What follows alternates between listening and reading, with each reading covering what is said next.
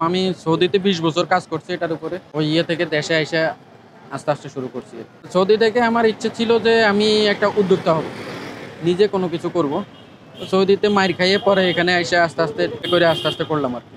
যেহেতু এই কাজটা ২০ বছর করছি, জানা আছে। ওই হিসাবে এটার উপরেই করছি। ভবিষ্যতে আরো বড় করে দেওয়ার ইচ্ছা আছে। এখন ছোট পরিসরে আস্তে, আস্তে ট্রাই করতেছি। আল্লাহ যতটুকু পর্যন্ত নিয়ে পৌঁছায়।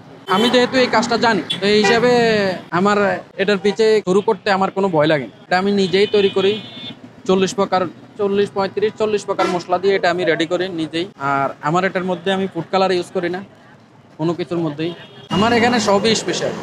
আমার যেটাই কাস্টমারে খায় সেটাই বলে যে ভালো হয়েছে। অনেক প্রশংসা করে। আর আমার বেশিরভাগ কাস্টমারে আপনার একবার খাইয়ে যায় পরে আবার পুরাতন কাস্টমার বেশি আমার।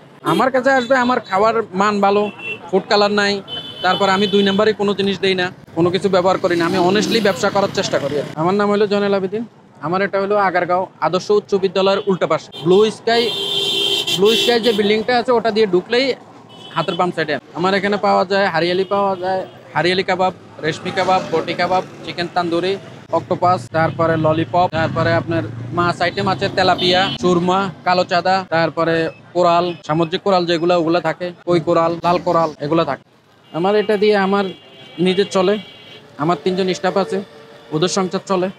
আলহামদুলিল্লাহ চলতেছে। এভাবে করে চলা যায়। এই ব্যবসাতে আর্ন করার হিসাবটা বলা যাবে না। তার কারণ হয়েছে আপনার কোনো মাসে দেখা যায় সেল কম হয়, কিন্তু কোনো মাসে দেখা যায় আবার ভরপুর সেল হয়।